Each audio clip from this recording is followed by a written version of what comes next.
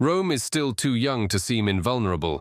It has only been a few years since it parted ways with its kings, a noisy, dangerous change that shook the familiar order of Latium. In this video, you will see how the greatness of Rome began, as well as the very first major battle of Roman soldiers. Like the video to support the author and subscribe. All the battles of the Romans await us ahead. Let's go.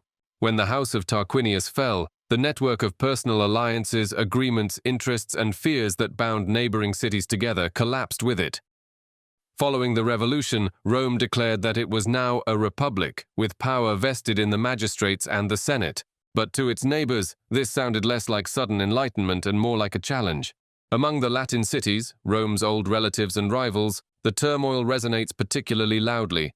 The Latin League had lived for centuries to its own rhythm, shared shrines, shared holidays, and, most importantly, a familiar balance of power. Octavius Mamilius of Tusculum became the leader of the League, an influential, energetic man with ancestral memories of a time when Rome was considered just one of the cities of Latium. Mamilius had a personal motive. According to legend, he was related to the house of Tarquinius, the very one that had expelled Rome, and the exile, Lucius Tarquinius Superbus, did not lose hope of returning. No revolution remains confined to a single city. What happened in Rome instantly spread across the roads and hills of Latium. At first, it seems that history is against Rome. After the expulsion of the Tarquinii, Etruscan forces put pressure on the city. The Romans defend themselves on the Tiber, fortify the crossings, learn to assemble militias faster and stand in tighter formation. But the main tension is not in the north. It is brewing here, in Latium.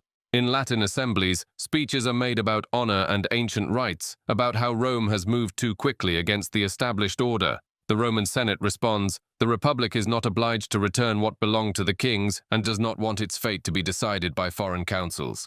Border trifles, raids, interceptions of convoys, disputed land allotments become major signs of a great quarrel. The Latin nobility is counting on a quick victory, a lightning strike that will put Rome in its place and allow the Tarquini to return to their palaces on the Palatine Hill. Rome, on the other hand, understands that it needs a battle after which its neighbors will recognize the new reality. Then the Republic resorts to its extraordinary measure, establishing a dictatorship.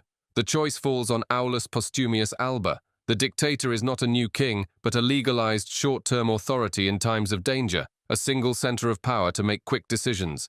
At his side is the commander of the cavalry, Titus Ebucius. Their task is to prevent the Latin coalition from imposing its terms somewhere near the walls of Rome. The issue will be decided outside the walls. And the location for this decision seems to be suggested by the land of Latium itself. To the east of Rome, where the hills slowly descend to the plain, lies a small lake. In legend, it will be called Regillus. The water, gentle slopes, and open fields make a clash direct and inevitable.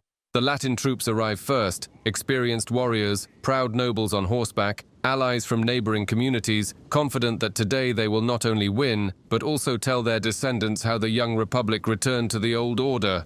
The Romans approach in an organized manner. They are commanded by the dictator Aulus Postumius. Nearby is the commander of the cavalry, Titus Ebucius. They place the center in a dense line of infantry. Light warriors, with slings and javelins, advance slightly forward. The cavalry moves to both flanks. Rome has about 24,000 soldiers. Of these, about 23,000 are infantry. They form the core of the formation: shields, spears, swords, men who hold the line. About 1,000 are cavalry. Their task is to cover the flanks, conduct reconnaissance, and deliver a decisive blow at the right moment. Light archers and slingers are part of the infantry. They cover the approach and disrupt the enemy's formation. The Latins have more forces, about 43,000 men. Of these, approximately 40,000 are infantry, a broad frontal mass. Approximately 3,000 are cavalry.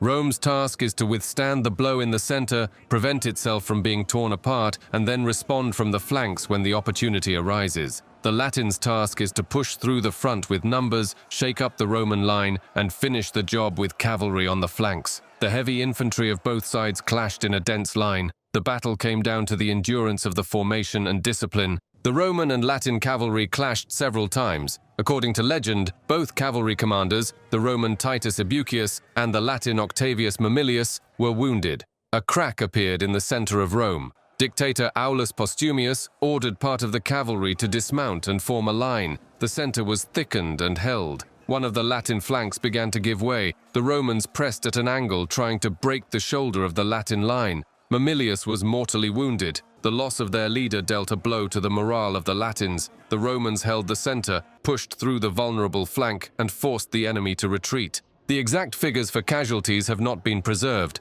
Ancient authors, Livy, Dionysius of Halicarnassus, describe the battle as fierce and bloody. Consequences: Rome's tactical victory, dissolution of the Latin army, Treaty of Cassius, 493 BC, formalization of the Latin League under Rome's leadership. This established a new political order in Latium.